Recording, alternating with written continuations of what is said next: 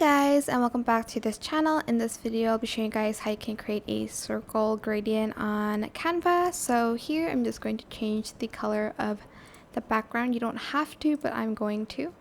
Then go to elements and search for blurred and select like the blurry circle that they have, like this one.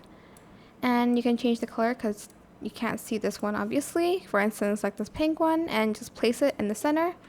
Copy and paste it and just alternate between colors like that, and then again place it in the middle as well, maybe like this blue one, and then again just keep copying and pasting these circles until you get the outcome that you want.